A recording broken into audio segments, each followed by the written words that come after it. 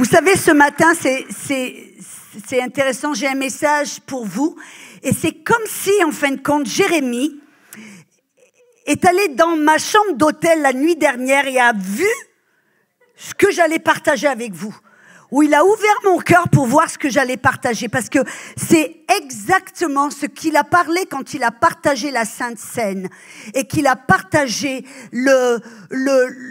l'appel d'un vrai disciple. C'est de ça que je veux parler ce matin.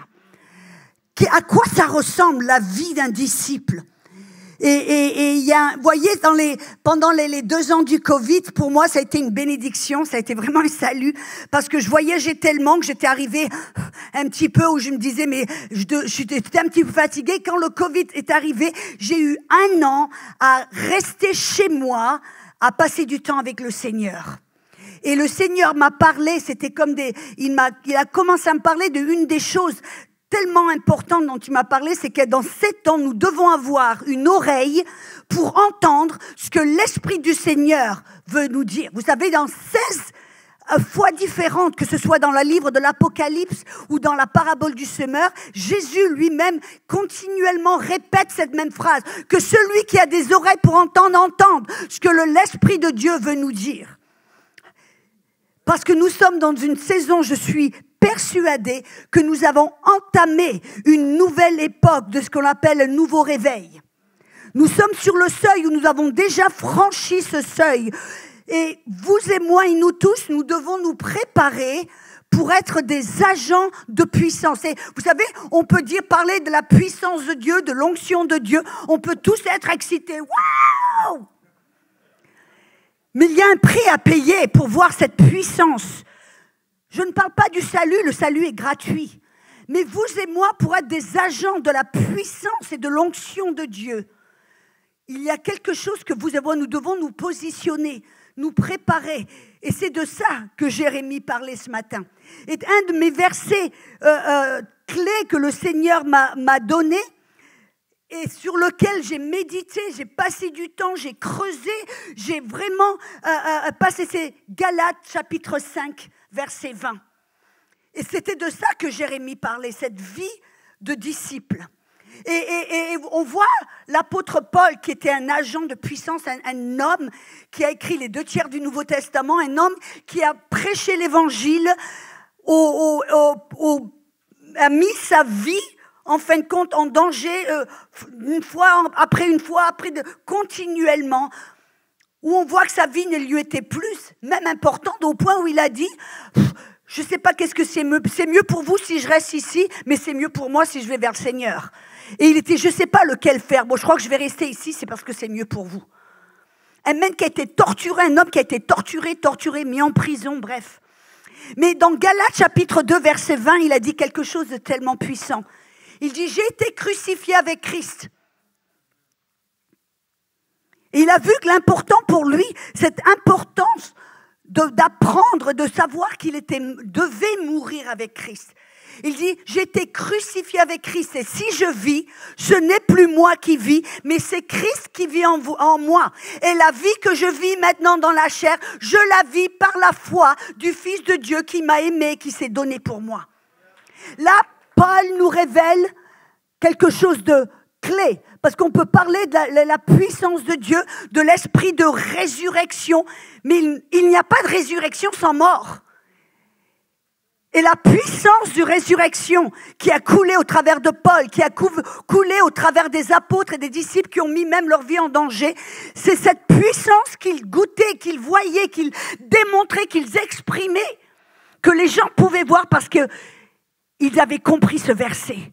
Que ce n'était plus eux qui devaient vivre, mais ça devait être Christ qui vivait en eux pour vivre au travers d'eux. Et il y a des versets, l'apôtre Paul, l'apôtre Pierre et tous les autres disent plus ou moins la même chose. Ça veut dire quoi? Ce n'est plus moi qui vis, mais c'est Christ qui vit en moi. Et cette vie que je vis maintenant dans ce corps, dans cette chair, je dois la vivre par la foi du Fils de Dieu qui m'a aimé, qui s'est donné pour moi. Pierre, dans 1 Pierre 4, 2, il nous explique qu'est-ce que ça veut dire.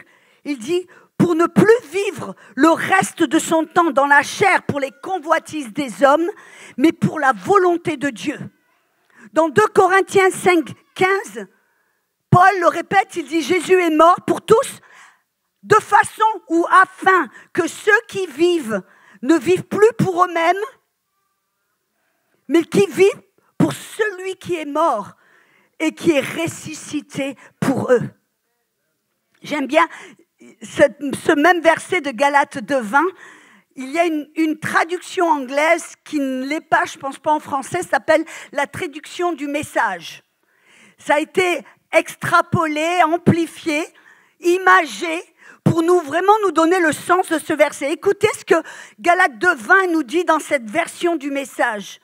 Il dit, en effet, j'ai été crucifié avec Christ, mon ego n'est plus central, il n'est plus important que j'apparaisse juste devant les hommes ou que j'ai votre bonne opinion, et je ne suis plus poussé à impressionner Dieu,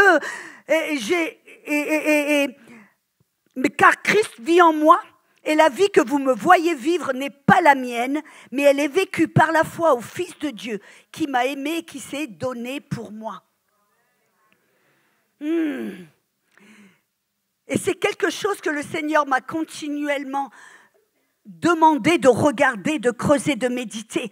À quoi ça ressemble cette vie ? Que ce n'est plus moi, Audrey Mac, qui vis, mais c'est maintenant Christ qui va vivre en moi, afin qu'il puisse vivre au travers de moi. À quoi ça ressemble ? Vous voyez, le Seigneur m'a amené dans un passage dans Juges, chapitre 6, où on voit Gédéon qui a été utilisé par Dieu d'une manière tellement puissante. Et c'est intéressant, un petit détail important, que quand l'ange a trouvé Gédéon, il était dans une cuve à vin, ou il était dans un pressoir à vin, en train de battre du blé. Et le Seigneur m'a parlé, il me dit, regarde là, il y a une image prophétique de la fin des temps. Et j'ai regardé, oui, qu'est-ce qu'on fait dans un pressoir à vin ? On presse le raisin pour faire du vin. Et le vin, c'est quoi ? C'est une image symbolique de l'Esprit de Dieu, n'est-ce pas, le vin nouveau ? Et il battait du blé. Et on fait quoi avec du blé ? On fait du pain, n'est-ce pas ? Et c'est quoi ? C'est la représentation de la parole de Dieu. Et ça m'a rappelé d'une parole prophétique que Smith Wigglesworth. Vous connaissez Smith Wigglesworth ? Oui, Franck, toi tu l'as étudié, n'est-ce pas ? Et Smith Wigglesworth était un homme de Dieu puissant dans les années 1900 et quelques. Il est mort en 1947. Et avant d'aller vers le Seigneur, il a eu une image, une vision prophétique. Et le Seigneur lui a parlé, il lui a dit, il y a eu des réveils puissants, le réveil charismatique, le réveil de guérison, le réveil de la parole de foi et de l'enseignement. Il dit, mais il va y avoir le dernier réveil avant le retour de Jésus. Et ce réveil sera quand la parole et l'esprit viennent ensemble. Et le peuple de Dieu se lève dans la parole et dans l'esprit de Dieu. Parce que très souvent, il y a eu, c'est où la parole, ou c'est l'esprit. Non, c'est pas l'un ou l'autre, ça doit être l'un et l'autre. Nous devons être des personnes fondées dans la parole, mais des personnes qui écoutent l'Esprit et savoir ce que l'Esprit de Dieu est en train de nous dire pour ce moment, pour vous, personnellement. Et alors que le Seigneur m'a amené dans ce passage de Juges, chapitre 6, de Gédéon, qui a été utilisé dans sa génération pour amener un mouvement et un réveil. Amen. La parole dit dans le verset 34 que l'Esprit de Dieu est survenu ou est venu sur Gédéon. Dans je crois que c'est dans la Darby, il dit que Dieu s'est revêtu Gédéon de l'Esprit de Dieu. Et on a l'impression que c'est l'Esprit de Dieu qui est venu sur Gédéon. Et alors que j'ai regardé, j'ai découvert quelque chose dans la langue hébraïque. Ce que ça veut vraiment dire, c'est que Dieu s'est revêtu de Gédéon. Ça veut dire Dieu a remis Gédéon comme un habit, comme un manteau. Et l'image que j'ai eue, que le Seigneur m'a montrée, c'était comme si tout d'un coup Dieu veut se revêtre de nous comme un gant. Où tout d'un coup Dieu vous remet, vous se revêt de vous et vous devenez comme un gant. Où tout d'un coup ce n'est plus vous qui allez, ce n'est plus vous qui parlez, ce n'est plus vous qui agissez, c'est Dieu en vous qui le fait. Ce n'est plus moi qui vis, mais Christ qui vit en moi. Et cette vie que je vis dans la chair, je la vis par la foi dans le Fils de Dieu. Et c'est là où on doit en venir. Cette vie de résurrection, cette vie de puissance, c'est ce qui nous devions ne plus vivre pour nous. Ne plus vivre mes désirs, mes rêves, ma façon de faire les choses, où je veux aller, ce que je veux faire, quand, où, comment et quoi. Non. Nous devons être à cette époque où on se dit non, je suis crucifié avec Christ. Ce n'est plus moi qui dois vivre, ça doit être Christ qui vit en moi. Et cette vie que je vis maintenant, dans cette chair, je dois la vivre comment ? Par la foi dans le Fils de Dieu. Et la foi, qu'est-ce que c'est ? Vous savez, très souvent, j'ai remarqué que les gens rendent les choses compliquées. La foi était tellement compliquée que les gens disent, il y a 10 pas pour la foi, il y a 3 stratégies, des formules, des blablabla. Et on rend la foi tellement compliquée, quand en réalité, la foi, c'est quoi ? C'est faire confiance en Dieu, lui faire confiance en lui et sa parole, plus que ce que l'on voit, on ressent. C'est aussi simple que ça, lui faire confiance, lui et sa parole. Et la question, la foi, ça vient comment ? La foi, Romains 10, 17, vient de ce que l'on entend. Et ce que l'on entend vient de la parole de Dieu. Et souvent, moi, j'ai entendu des gens qui disent oui, de la parole de Dieu. Alors, je vais mémoriser la parole. Je vais lire la parole. Je vais mettre la parole. Je vais étudier la parole. Le problème dans cette génération ou dans cette mentalité occidentale, nous avons approché la parole d'une manière intellectuelle. En étudiant la parole pour en savoir plus. Étudier la parole pour avoir tous les versets, savoir quoi. Ça n'est jamais la mentalité. Ça ne doit pas être la façon d'approcher la parole. Vous savez, je vais peut-être garder vos pierres sous les chaises. Ne me lapidez pas encore. Vous savez que la parole étudiée n'est pas dans la Bible. De la manière que vous et moi nous le comprenons. Étudier pour recevoir de l'information et de la connaissance, ce concept n'est pas dans la Bible. Il y a une seule fois où il y a la parole étudiée. C'est dans Ecclésiaste, je crois, 12, verset 10, qui dit « Trop d'études est un lassement pour la chair, ou une fatigue pour la chair. » Ce n'est pas un endossement, ou ce n'est pas une approbation.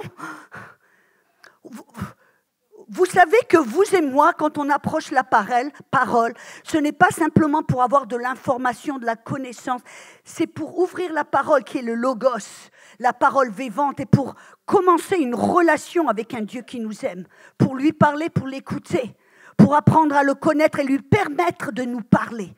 Parce que la foi vient de ce que l'on entend, et ce que l'on entend vient de la parole. Réma. Et la parole Réma, qu'est-ce que c'est ? C'est la parole que Dieu vous parle, personnellement et individuellement. Attends, Audrey, elle nous dit, il ne faut pas étudier la Bible. Non, ce n'est pas ce que j'ai dit. Ne mettez pas des paroles dans ma bouche. Ce que j'ai dit, c'est que vous et moi, nous ne devrions pas approcher la parole pour avoir plus de connaissances et remplir notre tête. Parce que regardez, si étudier la Bible de cette manière pour avoir plus d'informations, plus de connaissances de la parole, pour en savoir plus, les pharisiens seraient des champions. Et pourtant, Jésus dit, vous croyez qu'en étudiant les Écritures, vous avez la vie éternelle, alors... Non, comment est-ce que Jésus le faisait ? Vous vous rappelez quand ils l'ont trouvé dans le temple à l'âge de 12 ans ? Il était là avec les rabbins, les docteurs de la parole. Ils étaient surpris et étonnés. Parce qu'ils disaient des questions qu'il posait et des réponses qu'il donnait. Ça nous montre que Jésus, comment est-ce qu'il était ? Il était la parole vivante, mais il y avait un dialogue entre le professeur et l'élève. Et c'est ça que vous et moi, nous devons aborder. C'est de cette manière C'est aborder la parole. Nous devons être des personnes de la parole, mais pas pour avoir une petite truc. Ouais, je connais 150 versets. Non, mais pour permettre à Dieu de nous parler. Parce que la foi vient de ce que l'on entend, et ce que l'on entend vient de la parole qui sort de la bouche de Dieu et qui va dans votre cœur. C'est comme ça que vous et moi, nous allons vivre cette vie de résurrection, cette vie de puissance. Pas parce qu'on a la tête bien remplie de connaissances et qu'on a un diplôme, paf, j'ai gradué ou diplômé de un tel ou un tel, non.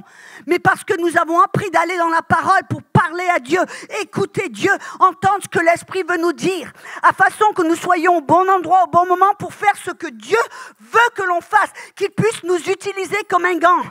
De façon que ce n'est plus moi qui vis, qui choisis ce que je vais faire, où et comment, mais que c'est Dieu qui vit en moi. Et nous avons une communion où nous nous parlons continuellement au travers de la parole et au cours de la journée où nous avons cette conscience qu'il vit en nous et nous vivons en lui.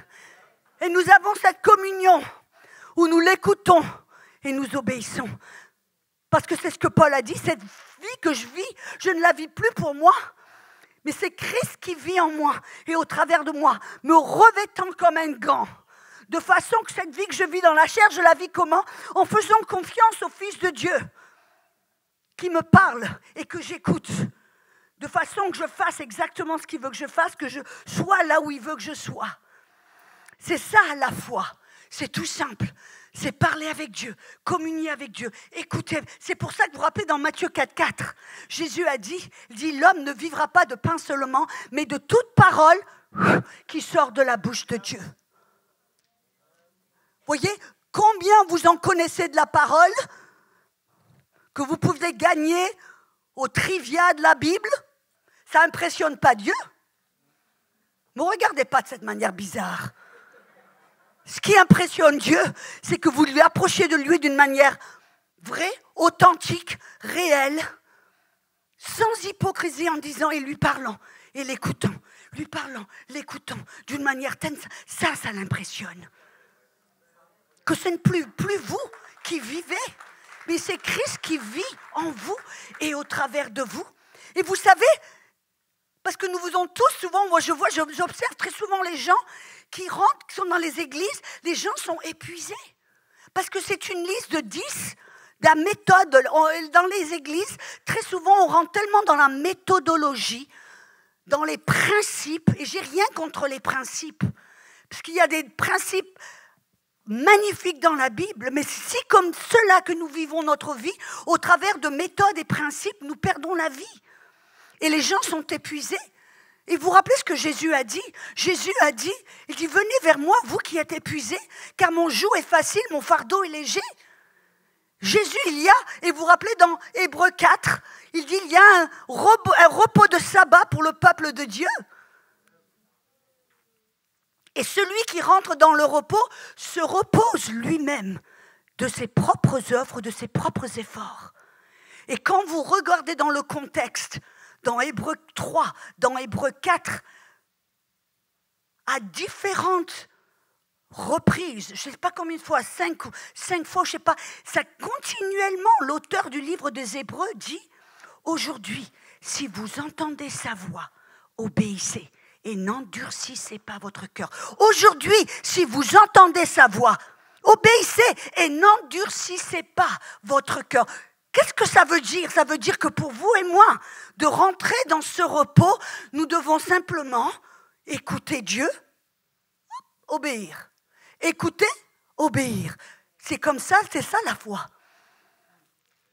Et ce repos, c'est dans cette communion avec Jésus et avec Dieu, au travers du Saint-Esprit, pour l'écouter et faire. Écouter et dire. Écouter.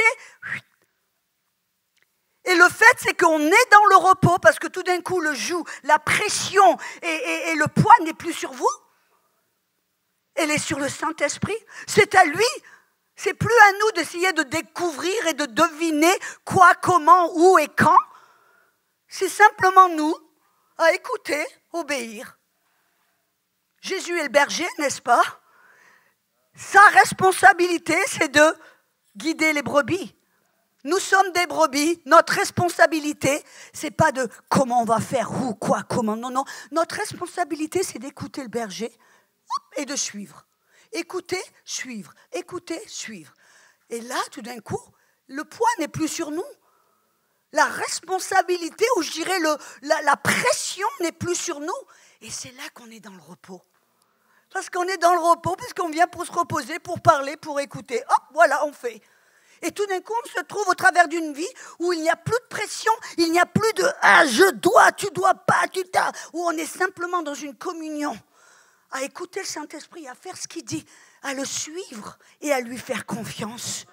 Parce que des fois, il va vous dire de faire des choses qui vous mettront mal à l'aise. Des fois, il va vous dire de faire des choses, d'aller dans des endroits où vous serez inconfortable. Des fois, il va vous demander de faire quelque chose qui est être hors de vos zones de confort. Mais c'est là où la confiance se manifeste. C'est là où la foi commence à s'activer dans notre vie. Faire confiance à Dieu et sa parole plus qu'à ce que l'on voit et l'on ressent. Et tout d'un coup, on se trouve comme Gédéon. Dieu nous utilise comme un gant, où c'est lui en nous, pour agir au travers de nous. Et quand on écoute, on fait, on écoute, on obéit, on écoute, on suit. Tout d'un coup, sans même s'en rendre compte, Dieu commence à agir au travers de nous, à parler au travers de nous, à faire certaines choses au travers de nous. Et c'est ce que Dieu avait dans son cœur dès le début. C'était ce que Dieu voulait faire dès le commencement, quand il avait Adam et Ève. Ils marchaient ensemble et tous les jours, ils marchaient, ils parlaient, ils discutaient, ils avaient des questions, ils rigolaient, bon bref, je sais pas. Mais ils étaient ensemble à parler. Et là, ce jour-là, Dieu leur donnait, leur montrait, leur expliquait ce qu'ils avaient besoin de savoir pour la journée. C'est pour ça que quand ils étaient dans... mais bien sûr, on sait ce qui s'est passé, ils ont désobéi, ils se sont déconnectés. Pourquoi ? Parce qu'ils ont dit, oh, il y a un petit détour là, on peut aller direct, c'est la voie, on peut manger de l'arbre de la connaissance. L'arbre de la connaissance du bien et du mal. Et là, ils se sont coupés. Pourquoi ? Parce qu'en faisant cela, ils ont voulu devenir indépendants de Dieu. Et c'est ce qui se passe aujourd'hui, où on est tous en train d'essayer de faire les choses de notre propre façon. Et on dit, Dieu, oui, tu me montres, donne-moi la vision. Donne-moi la vision, après, je sais quoi faire. Regarde-moi. Non, c'est intéressant de voir Jésus, le Fils de Dieu, le Créateur de l'univers, qui lui a dit, je ne sais rien faire de moi-même, je ne peux rien faire. Il a dit, je ne fais rien de ma propre initiative. Seulement ce que je vois le Père faire et j'entends le Père dire. Mais vous vous rendez compte, Jésus, le Créateur de l'univers, avoue que sans l'Esprit de Dieu, sans le Père, il sait rien faire. J'ai l'impression qu'il serait il aurait de la connaissance de certaines choses et pourtant, il a avoué qu'il choisissait de rien faire de sa propre initiative, sauf ce qu'il voyait ou qu'il entendait du Père. Si le Fils de Dieu a cette mentalité, ne croyez-vous pas que nous devrions adopter cette même mentalité, adopter cette même culture ? De se dire, non, je pense peut-être que je sais, je pense peut-être que, ouais, tu sais, j'ai diplômé, j'ai ceci, j'ai cela, je connais, baba. Et pourtant, la Bible est claire, on a peut-être tous ce verset sur notre frigidaire. Proverbe 3, ne te fie pas à ta propre sagesse, mais en toute chose, reconnais Dieu. En toute chose. Tourne-toi vers Dieu en toutes choses, même quand tu penses savoir quoi faire, même quand tu penses quoi faire, où aller, comment le faire, n'assume pas automatiquement, oh, je sais quoi faire, je sais. Non, mais toujours avoir ce cœur qui se tourne vers l'Esprit de Dieu, en disant, je ne vais rien faire de ma propre initiative, mais seulement ce que j'entends, ce que je vois, ce que tu me dis, ce que tu me montres. De façon que ce ne soit plus nous qui vivions, mais soit Christ qui vit en nous. Et au travers de nous, nous utilisons comme un gant. Et c'est là où on veut être, parce que c'est là qu'il y a la puissance de Dieu. Et vous vous rappelez, c'est comme Jérémie a donné ce verset, où Jésus a parlé à ses disciples, il a dit, si vous voulez être mes disciples, parce que tout le monde, vous voyez, il y en avait des milliers qui voulaient suivre Jésus. Pourquoi ?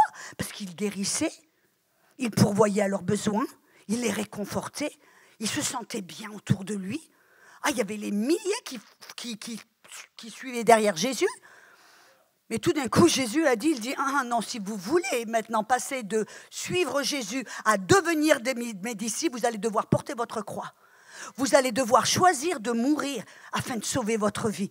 Et vous allez choisir de mettre votre volonté. Ce n'est plus ma volonté, mais la tienne, Seigneur. Oh, je sais que ça fait mal, n'est-ce pas? Mais de l'autre côté de cela, il y a la gloire de Dieu. De l'autre côté de cela, il y a la puissance, l'onction de Dieu. Je sais que ce n'est pas un message populaire, mais ce n'est pas grave. Nous sommes dans une génération qui devons nous lever pour manifester Jésus et sa puissance. Alléluia. Et donc, notre rôle, maintenant, notre seul boulot, c'est de faire confiance à Jésus en l'écoutant et en le suivant. Mais quelle importance de vous et moi. Ce n'est plus le temps de jouer. Parce que combien trop longtemps, c'était le message, vous voyez, le chrétien. Si vous êtes chrétien, tout va aller bien pour vous. Vous allez être toujours béni, toujours confortable. Vous allez avoir toutes choses. Et oui, il y a cette prospérité qui nous appartient, cet héritage qui nous appartient. Mais voyez, moi, quand j'ai rencontré le Seigneur, le premier verset que Jésus m'a donné, c'était Matthieu 6, 33. Recherche le royaume de Dieu et sa justice avant toute chose, et le reste sera donné. Et combien de fois je fais des conférences où c'est comment aboutir à la prospérité, comment aboutir à ceci, comment faire cela, comment être le succès, les résultats, Et moi, j'entends beaucoup de je, nous, moi. Et je dis, c'est bizarre parce que mon évangile dit que le grand moi, le je, le moi-même, le ego, on doit le tuer. Et tout le reste vient par-dessus. Tout le reste, et je peux vous dire, des fois, je me pince. Des fois, je dois me pincer parce que je regarde, je dis, mais toutes ces bénédictions, je ne les ai pas demandées. Toutes ces bénédictions, je ne les ai pas poursuivies. Toutes ces bénédictions, je n'ai jamais recherché à les avoir. J'ai simplement recherché à connaître Dieu, à le poursuivre, à l'aimer, à l'écouter, à lui obéir, à vivre une vie, comme pasteur Jérémie disait, une vie qui lui est agréable, afin que ce ne soit plus moi qui vive, mais Christ qui vit en moi. Où on est maintenant, on donne une vie pour Dieu et pour les autres. Et au travers de tout cela, tout d'un coup, Dieu nous utilise. Dieu nous utilise comme un gant pour sa gloire et avec sa puissance. Amen. Alléluia. Et vous savez, il y a quelque chose.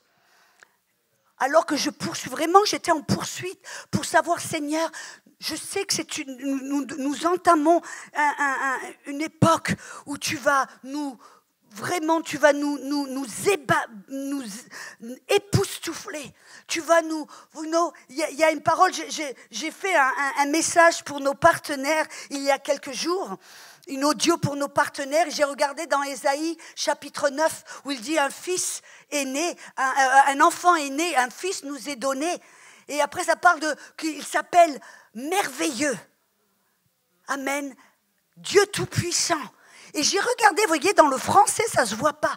Mais la parole merveilleux en anglais, c'est God of Wonder. C'est un Dieu de wonder. Et ça ne se traduit même pas en français. Parce que cette parole merveilleux, wonder, ce que ça veut dire que Dieu va faire des choses qui sont belles, mais qui vont nous épater, nous époustoufler, des choses hors la norme, inconnues, inexplicables et impressionnantes. Il est le Dieu de wonder. On se creuse la tête et on se demande, mais comment il a fait ça, pourquoi il a fait ça et comment il a fait ça. C'est hors de la norme et je sais que ce mouvement de Dieu, ce réveil de Dieu, ça ne va pas être quelque chose à laquelle on s'attend, quelque chose qui ressemble à quelque chose qu'on a déjà vu. Ça ne va pas être quelque chose qui va être explicable. Et non, ça va être quelque chose de complètement inconnu, inexplicable, merveilleux, hors de la boîte. Et pour se préparer pour ça, vous et moi, nous devons avoir un cœur qui dit, Seigneur, ce n'est plus moi qui vis, mais c'est toi qui vis en moi. Et cette vie que je vis dans la chair, je la vis par la foi, qui vient en te faisant confiance, qui vient en entendant ta voix, ce que tu me dis, et en simplement te suivant. Et quand on commence à marcher de cette manière, tout d'un coup, on va passer dans the wonder. Vous allez vous gratter en disant, waouh, regarde ce que Dieu a fait. Waouh, j'avais rien, c'est la seule chose, je savais même pas ce qu'il faisait aller faire ça. J'étais simplement écouté sa voix, j'ai fait ce qu'il a dit, pop, voilà. Et ça me rappelle quand je recherchais Dieu, je regardais commencer à...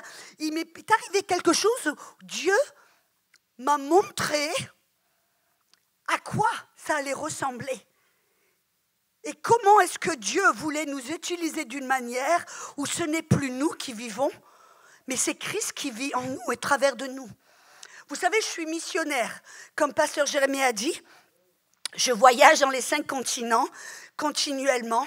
Et ça fait depuis maintenant 35 ans que je le fais. Donc en tant que missionnaire, j'ai des petites habitudes. Vous voyez, c'est comme vous et moi, des fois on met nos clés toujours au même endroit. De toute façon, on ne les perd pas, on sait où elles sont. Oui, Evelyne? Et moi, donc, quand je rentre à la maison, j'ai un petit meuble avec un tiroir. Paf, c'est automatique, je mets mes clés là. Et donc, en tant que missionnaire, alors que je voyage constamment, j'ai vu des gens perdre leur passeport au milieu d'un aéroport. J'ai vu des gens, des catastrophes qui leur arrivaient. Mais j'ai appris que si j'ai un mode, une façon où je fais certaines choses, ben j'évite certains problèmes, certains dangers, vous voyez ce que je veux dire? Et donc, en tant que missionnaire, j'ai appris, je prends l'avion, on atterrit, je sors de l'avion, je regarde ma prochaine porte ou le prochain terminal où je dois aller et j'y vais sans m'arrêter pour aller au WC, j'y vais sans m'arrêter pour manger, pour acheter ou quoi que ce soit. Et là, quand j'arrive à la nouvelle porte d'embarcation, alors là, si j'ai du temps, alors je fais ce que je dois faire. Et donc, c'est ma façon de faire les choses. Et ça m'a aidé pendant 35 ans. Et alors, ce jour-là, je suis rentrée dans un avion pour aller à San Antonio, dans le Texas. Et j'étais assise là et je lisais un bouquin que le Seigneur m'avait vraiment guidée. Il m'avait guidée vers ce bouquin. Et je lisais ce bouquin, c'était « Entendre la voix de Dieu ». À propos, n'est-ce pas? Et tout d'un coup, il y a une dame qui est assise près de moi. Et puis elle me dit « Vous êtes chrétienne ?» Moi aussi, je suis chrétienne. Je vois le bouquin que vous êtes en train de lire. Et puis on a commencé à parler. Et puis à la fin, elle me dit « Est-ce qu'on peut changer nos numéros de téléphone, s'il vous plaît ?» Je dis « Oui, pas de problème. » On a échangé le numéro de téléphone. Et alors là, on atterrit. Et je regarde mon téléphone pour savoir la prochaine porte d'embarcation. Et je voyais que je n'avais que 30 minutes jusqu'à ce que mon avion décolle. Je ne dis pas d'embarquement, je dis décoller. Donc, je n'avais pas de temps à perdre. Donc, je sors de l'avion et je vais pour aller, dans le prochain terminal. Et c'était là, j'avais atterri dans le terminal T de l'aéroport d'Atlanta. Si vous connaissez cet aéroport, c'est un des plus grands aéroports du monde. Et là, dans le terminal T, c'est là où il y a le centre de sécurité, où tout le monde doit passer par ce centre de sécurité dans ce terminal T. Et alors là, je suis sur le point de passer là devant le centre de sécurité. Tout d'un coup, j'ai comme quelque chose qui me vient, une pensée spontanée qui me vient, va au WC. Et ma première réaction, j'ai dit, mais non, c'est pas ma façon de faire les choses, non. Et puis j'ai que 30 minutes, mais je savais, vous voyez, parce que j'avais compris et je m'étais vraiment à la recherche de savoir comment tu nous parles, comment suivre, écouter ta voix. J'ai dit, ouais, ça vient pas de moi. Parce que Audrey Mac ne s'arrêterait pas pour aller au WC. Audrey Mac, elle va à la prochaine porte d'embarcation. Donc je savais que ça ne venait pas de moi. C'était une pensée spontanée. Vous savez que la Bible dit dans Jean 7, versets 37 à 39, Jésus il dit, ceux qui en soient, venez vers moi, de votre sein va couler des fleuves d'eau vive. Et il parlait là du Saint-Esprit. Quand le Saint-Esprit vous parle, ce n'est pas intellectuel, ce n'est pas cartésien, ce n'est pas quelque chose qui est déjà figuré, que vous avez pensé, médité, non. C'est quelque chose qui vient spontané, hors de votre norme, hors de votre façon de faire les choses. Et donc j'ai reconnu, bon, ok, je me suis arrêtée pour aller au WC. Je vais au WC, je sors des WC, et puis là, j'arrive à point, à pic, au milieu du centre de sécurité. Tout d'un coup, on entend « Arrêtez! Stop !» Un hurlement « Stop! Arrêtez, tout le monde !» Donc, tout le monde s'est arrêté. Moi, bien sûr, je sais que je commence « Madame, arrêtez !»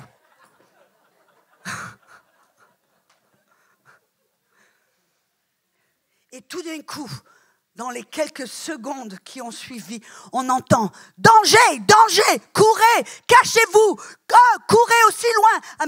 Et une panique s'est installée au milieu. Les chaises roulantes qui basculent, les enfants qui pleurent, les gens qui courent à droite, à gauche, partout. Vous savez à quoi ça ressemble la panique? Une panique complète.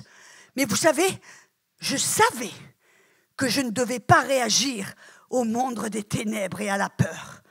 Mes amis, en tant que disciples de Jésus, nous sommes des enfants de paix, des enfants de puissance. Nous ne devons jamais réagir aux ténèbres, mais nous devons nous poser pour répondre à l'Esprit de Dieu. Et alors là, tout d'un coup, je suis là, je vois la panique autour de moi et je dis, Audrey, ne panique pas. Audrey, tu ne paniques pas, Audrey. Ne panique. Je me parle à haute voix et je vois les gens qui sont cachés sous les chaises qui me regardent en disant, qu'est-ce qu'elle fait, cette folle, à se parler toute seule? Et puis je marche, alors que tout le monde en a panique. Je suis la seule personne qui marche tranquillement. Et je me force à marcher. Audrey, ne panique pas. Tu ne paniques pas. Et tout d'un coup, j'ai vu un gros pilier en béton qui était là au centre. Et je ne sais pas qu'est-ce qui se passe. Je ne sais pas si c'est une bombe, si c'est une fusillade. Je ne sais rien du tout. Je sais simplement qu'il y a un danger, que tout l'aéroport est en alarme haute. Je vois ce pilier, je me mets derrière ce pilier et je commence à prier en autre langue.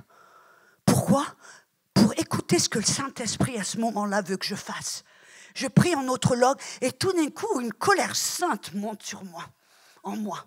Je commence à déclarer, au nom de Jésus, paix. Je déclare la paix sur cette situation. Paix, au nom de Jésus. Et tout d'un coup, il y a une dame de la sécurité, parce que je n'ai pas fait minime.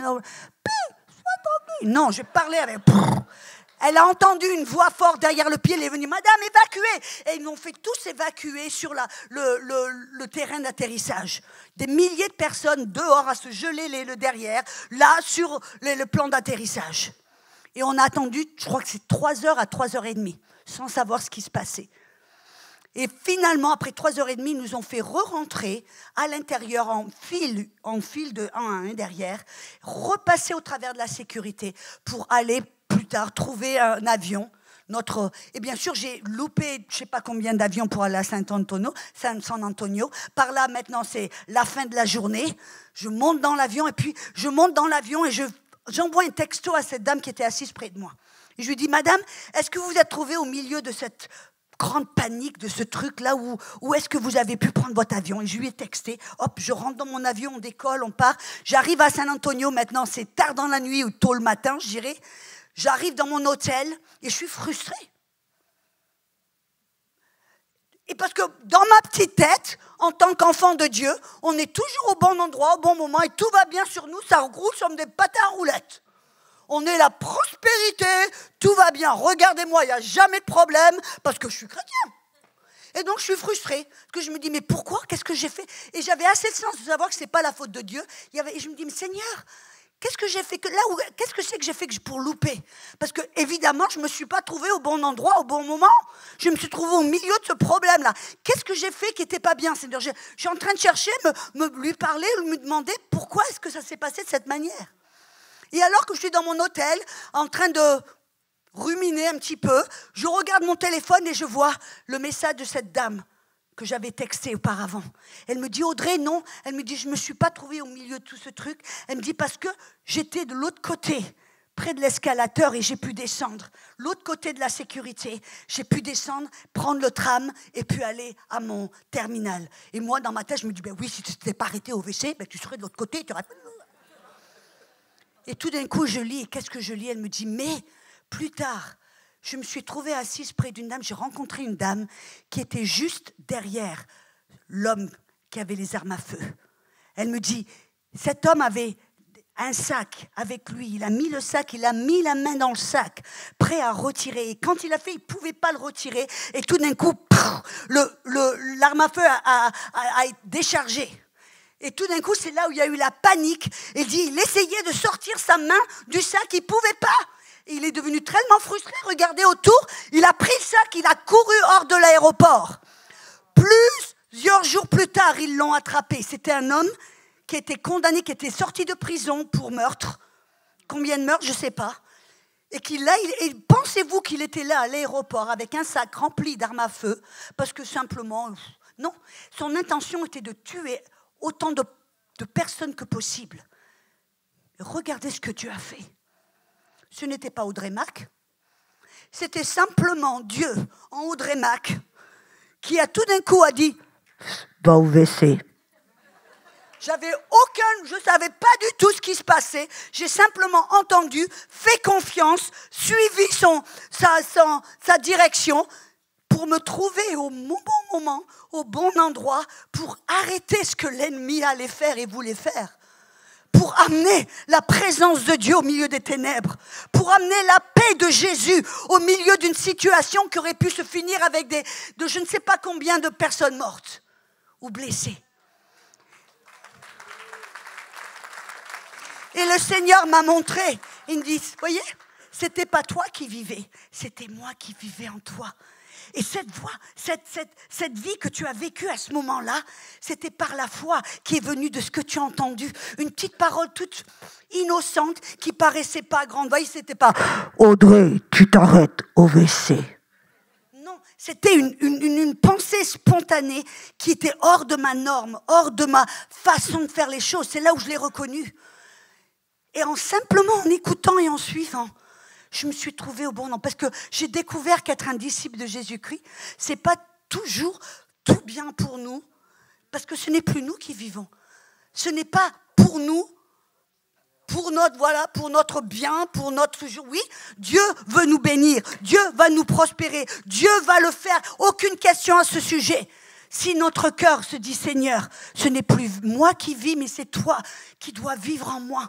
Et cette vie que je vis maintenant en toi et toi en moi, je la vis comment ?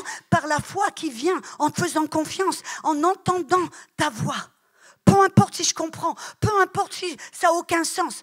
Je vais vous dire, les plus grands miracles que j'ai vus, c'est quand j'ai entendu une parole qui était hors de ma norme, hors de ma zone de confort, hors de ce que je pouvais imaginer.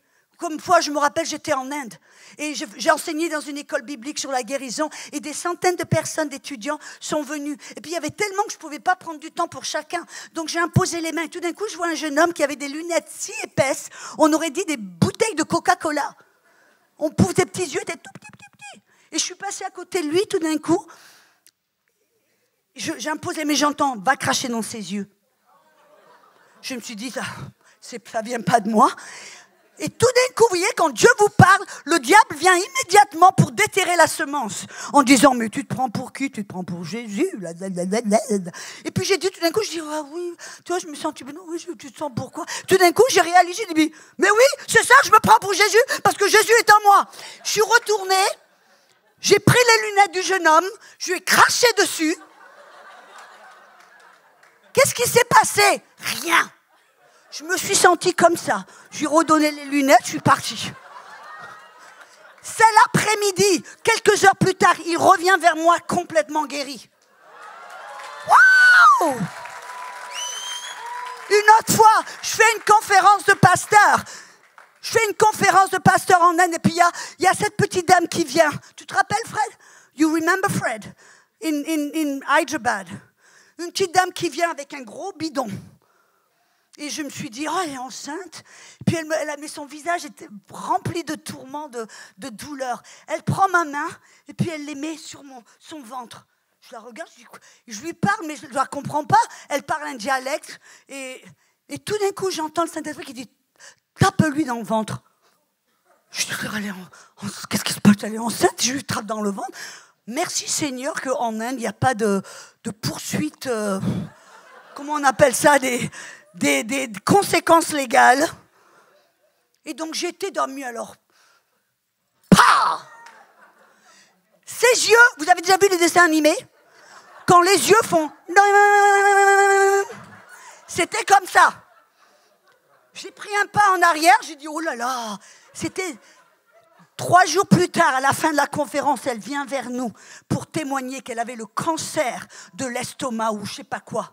Qu'elle était dans une telle douleur, les docteurs ne pouvaient rien faire pour elle. Elle était au dernier stade de sa maladie, les docteurs ne pouvaient rien faire, l'ont envoyée à la maison dans la douleur et elle s'est dit, je vais là, si Dieu me guérit, s'il ne me guérit pas, je me tue parce que la douleur était trop. Et Dieu l'a guérie. Pourquoi? Parce que cette petite femme-là, elle a entendu, hop, elle a obéi. Ça n'avait aucun sens pour... C'était hors de ma zone de confort. Ceci dit, je vais te faire une petite parenthèse, parce que je sais comment on est. Moi, la première. Vous savez qu'est-ce que j'ai fait plus tard? Quand je faisais le ministère, tout d'un coup, je frappais dans tout le monde dans le ventre. Tout d'un coup, je crache sur tout le monde. Et le Saint-Esprit me dit, mais tu arrêtes? Mais ça a marché la première fois, mais pourquoi ça ne va pas marcher? Il me dit, non, la première fois, tu l'as fait parce que tu m'as entendu, je t'ai parlé. Maintenant, tu le fais parce que, regardez-moi, je sais quoi faire. Non, on doit s'éloigner de cet esprit d'indépendance et comme Jésus, ne rien faire de notre propre initiative, mais ce que l'on voit, le Père ou le Saint-Esprit, ce qu'on entend le Saint-Esprit. C'est comme ça que vous et moi, nous allons vivre cette vie de puissance et de résurrection. Que Dieu puisse se revêtir de nous comme un gant. Amen. Pour faire ce qu'il veut qu'on fasse, être où il veut qu'on soit, parler ce qu'il veut qu'on parle. Et c'est comme ça, mes amis, vous et moi, que nous allons devenir des vases, que nous allons devenir des disciples de puissance, comme était l'Église primitive. L'Église primitive qui n'avait aucune peur de l'homme, mais simplement cette crainte révérentielle de Dieu, de sa parole, qu'ils n'allaient rien faire de leurs propres efforts, leur propre initiative. Ils étaient un avec Dieu, Dieu en eux. Allez. Vous voyez, j'étais tellement reconnaissante et épatée, tellement remplie de gratitude quand j'ai vu Denis et Lise, là, ils habitent à Sherbrooke, parce qu'on savait qu'il neigeait et qu'on devait louer une voiture. Mon mari, on est de la Floride et on ne voit pas trop de neige en Floride. Donc on n'a pas l'habitude et on s'est dit, ben, s'il va neiger, que les routes vont être remplies, on a demandé à Annabelle, est-ce qu'il y a quelqu'un qui pourrait nous chercher à l'aéroport? Denis et Lise, qui habitent à Sherbrooke, je ne sais pas combien d'heures ça leur a pris pour venir nous chercher, pour nous déposer et repartir à Sherbrooke. Et là, ce matin, ils sont là, pof. Vous voyez, qu'est-ce que ça me dit? Que ce n'était pas parce qu'ils auraient pu dire, oh ben nous, on est retraités, on est fatigués, on reste à la maison, on se repose. Non, ils ont vu quelque chose de plus. Ils ont dit, non, c'est plus notre vie, c'est plus ce qu'on veut faire, quand on veut le faire, comment on veut le faire. Non, on va donner de nous-mêmes. On va investir dans la vie des autres. Merci. Au nom de Jésus, merci. Et ça n'a pas besoin d'être des choses grandioses, ça a simplement besoin d'écouter et de faire, même si ça n'a aucun sens pour vous. Mais quand on commence à développer cette sensibilité, d'écouter, de suivre, parce qu'on est des brebis, et les brebis, qu'est-ce qu'elles font? Elles écoutent, elles suivent. Elles écoutent, elles suivent. Et elles se reposent. Et c'est à ça. Quand on développe cette vie de simplicité et de communion pour entendre, obéir, même si ça n'a aucun sens, et se donner pour Dieu, pour sa volonté et pour les autres, on devient une terre fertile. On devient un gant, amen, dans lequel Dieu dit, ouais, je peux me revêtir de ce gant, voilà. Je sais qu'il ne va pas besoin, quand je leur demande de faire quelque chose, ils ne vont pas passer 3 semaines à jeûner, à prier, dire c'est toi Dieu, c'est toi Dieu. Non, de ce temps-là, tout d'un coup, hop, il est parti, il est de l'autre côté. Vous comprenez ce que je veux dire? Donc ce matin, si vous êtes là ce matin et que vous dites, moi, premièrement, je ne suis pas remplie du Saint-Esprit. Je n'ai pas ce langage divin. Vous voyez, comme quand j'étais dans l'aéroport, comment est-ce que j'ai pu tout d'un coup me mettre à l'écoute du Saint-Esprit alors qu'il y avait le chaos, la panique, la peur tout autour? Comment? Parce que je me suis mis tranquille, mis mes yeux sur Jésus et j'ai prié en autre langue pour être à l'écoute de l'Esprit. Et là, tout d'un coup, si vous dites, je n'ai jamais été rempli du Saint-Esprit, et je n'ai pas ce langage divin. Et vous dites, oui, je veux être rempli. Vous voyez que Jésus, pour moi, c'est épatant de savoir que Jésus, le Fils de Dieu, n'a pu rien faire et n'a pu jamais accomplir son ministère sans le Saint-Esprit. Amis, le Créateur de l'univers avait besoin de la puissance du Saint-Esprit pour faire ce que le Père l'avait appelé à faire. C'est quand il est rentré dans la rivière du Jourdain que tout d'un coup, les cieux se sont ouverts, l'Esprit s'est déposé sous la forme d'une colombe. Ça veut dire qu'il était doux. Le Saint-Esprit ne force pas, ne pousse pas, n'oblige pas. Il vient simplement par invitation. Et tout d'un coup, Jésus a été rempli de puissance. Puissance pour dire non à la tentation. Puissance pour dire oui au Père. Puissance pour guérir tous les malades et ceux qui étaient sous l'empire du diable. Puissance pour entendre et être sensible à l'Esprit de Dieu. Et si vous dites, je n'ai pas cette puissance en moi, c'est le premier pas, la première chose à faire. Oui, vous êtes peut-être né de nouveau. Mais d'abord, oui.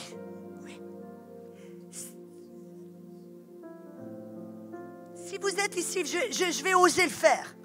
Que des fois, on assume certaines choses. Si vous êtes ici et vous dites, je n'ai jamais vraiment mis Jésus sur le trône de mon cœur. C'est-à-dire que oui, je sais que je suis sauvée, je vais aller au ciel, mais je n'ai jamais fait ce pas de lui donner ma vie pour qu'il devienne Seigneur. Que ce ne soit plus moi qui sois sur le trône de ma vie, à décider où, quoi, comment et quand. Je n'ai jamais réalisé que cette vie de chrétien, c'est donner ma vie et lui laisser naviguer, le laisser prendre les décisions, le laisser choisir. Et moi, c'est simplement écouter et obéir. Vous n'avez jamais fait ce pas de foi, de donner votre vie pour que Jésus devienne Seigneur, pas seulement Sauveur. Et vous n'avez jamais fait ce pas de foi, de permettre à Jésus de devenir votre Seigneur et Sauveur, Seigneur.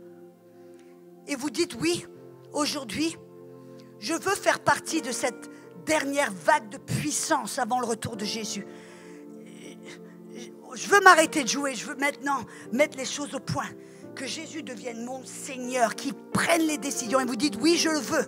Je le veux. Levez votre main. Oui. Alléluia.